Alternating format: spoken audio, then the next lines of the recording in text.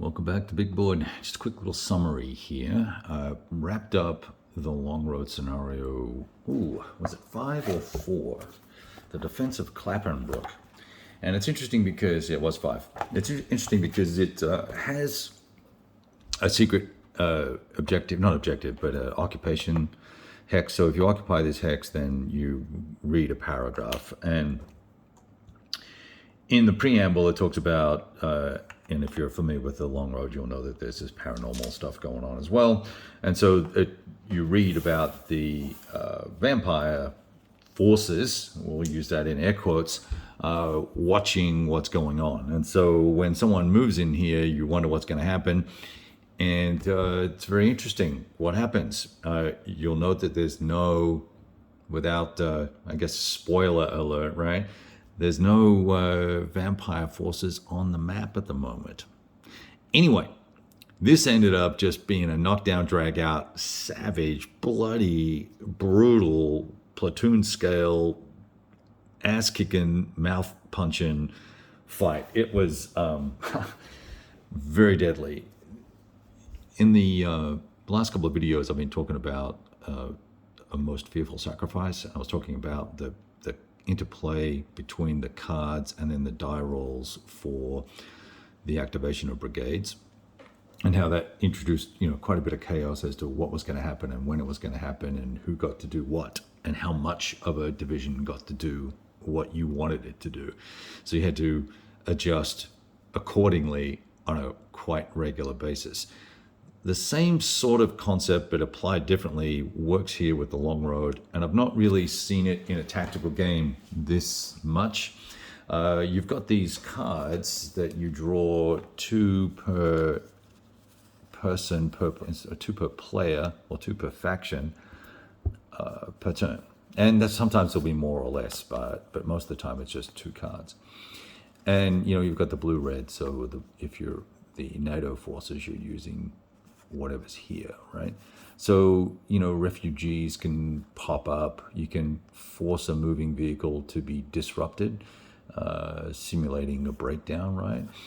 You can double time your guys. You get up fires, you get artillery barrages, you get airstrikes, you get man pads to fight those airstrikes, you get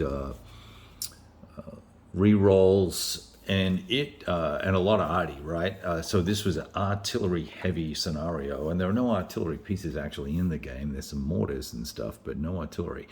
And it really got pretty intense, particularly in these few hexes here. Both sides were hammering each other.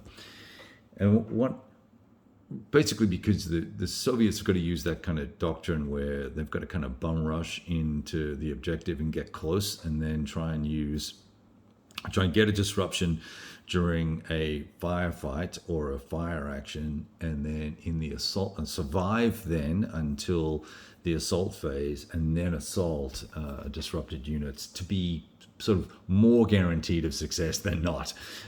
So that was an interesting exercise trying to close. I found trying to put BMPs up here with ATGMs a bad idea. Just this M1 platoon and this Humvee tow unit just demolished all the BMPs up here. I think there were three platoons of them, just one after the other, just got smoked hard.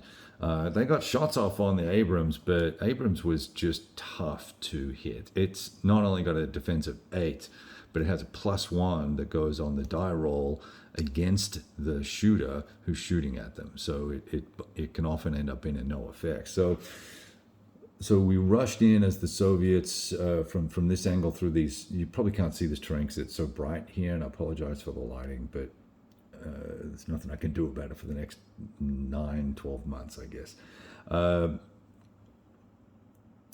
We rushed in through these rolling hills, which line of sights are blocked if it's 2 hexes or more, basically. But once you get adjacent or within 1 hex, you can see. And so there was a lot of to and fro here. Close assault into here by the Soviets killed the infantry, and then they another unit close assaulted back and wiped them out. It was a knockdown, drag out fight. And Hudson made the difference here with his 2 combat factor, and I hope I'm doing this right. Added that to the 6 for a close assault. That means I'm getting a 2-to-1 on the infantry, which makes sense given his leadership role and all the rest of it. So that bumped us up from 1-to-1 to 2-to-1, and that made a difference twice. So we attacked into here, and the next turn we attacked into here. Ended up we had three infantry platoons left out of the 7, and 1 BTR out of the 7 BTRs and BMPs, and 4 tanks that were on the map, for the loss of 1 step and this guy. So it was highly effective defense. I think this game feels to me like it tends to favor the defender if they're American, right? Because or NATO, just because of the defensive capabilities of their armor and stuff like that. They're pretty nifty units overall.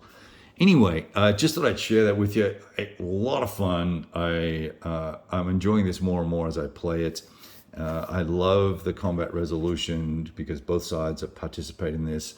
You compare fire powers and look at the delta on the fire results table, roll a die, adjust for terrain, and then you're going to have a number of hits that are going to be applied, but you get to save for those hits. So you'll grab, if you take 5 hits, you're going to roll 5 dice and see how many of those dice results or die results are underneath your morale. And then that's it, right? The ones that are over your morale number, which is 3 for the Soviets and 4 for the NATO, you incur hits. So very deadly.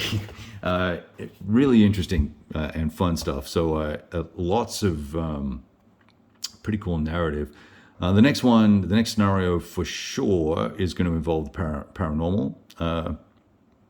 It has zombies in it, and so we're gonna hit that in just a little bit. I'm going to do some other things for the rest of the day, and then off to a dinner with a wargamer, which will be fun. And we've got wives in tow, so they can both see that wargamers are normal. Well, kind of normal. All right, later. Have a good one.